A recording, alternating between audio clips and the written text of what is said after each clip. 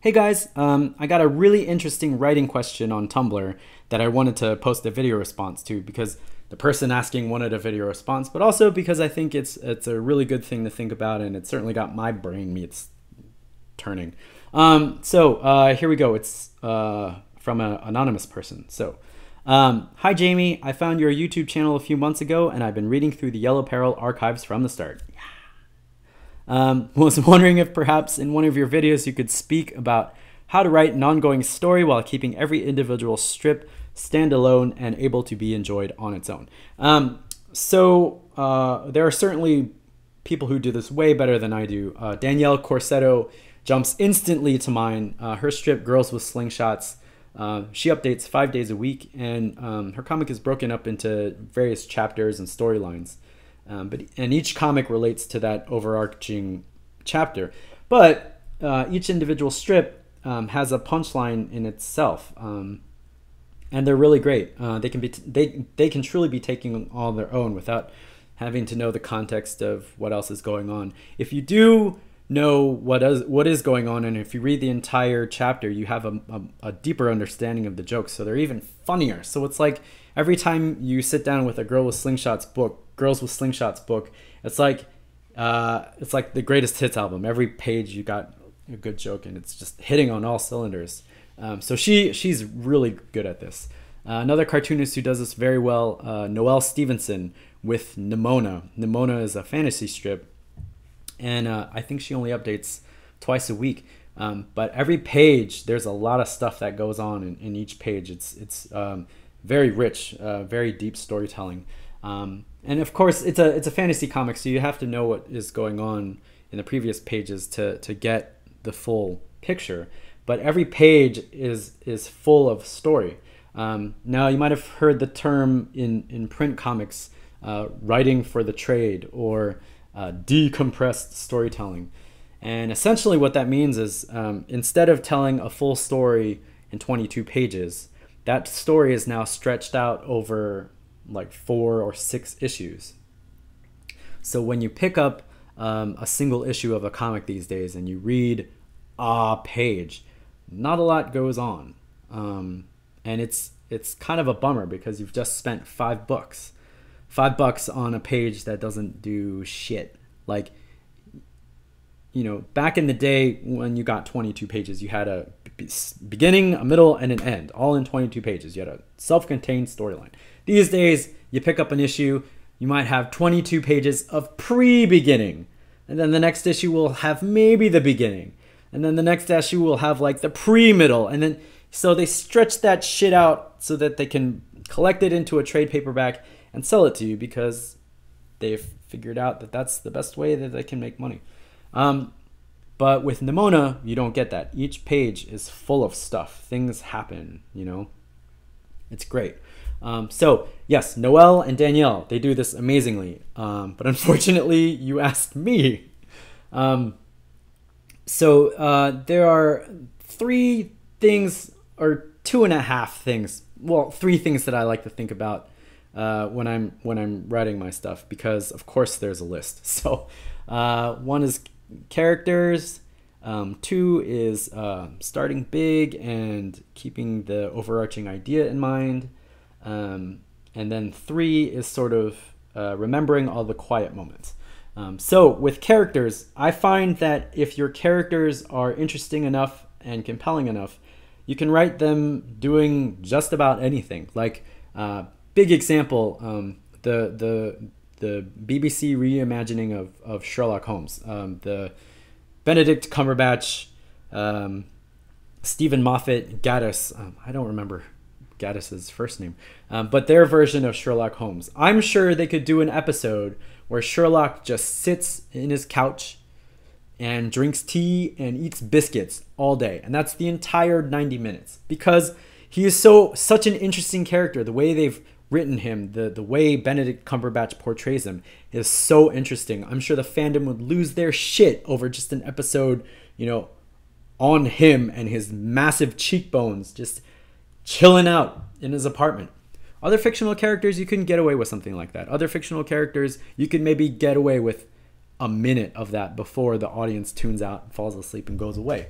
But because they've written such an interesting character, I think they could do a full 90 minutes on just chilling. Not to say that you have to write your characters so that they're that level of intriguing, but if there's something interesting about your characters, if there's something about your characters that really connects with your audience, and your audience is invested in what's going on, then I think you can write about pretty much anything, like, going to the bathroom or changing a towel rack or running errands, going grocery shopping. So and I'm a character writer. I focus on the character before I do plot. Other writers are plot driven. So that's just the way I tend to do things because I'm not that clever. So the second thing is I try to think in overarching ideas or big ideas. Every story arc has one idea that I'm trying to zoom in on.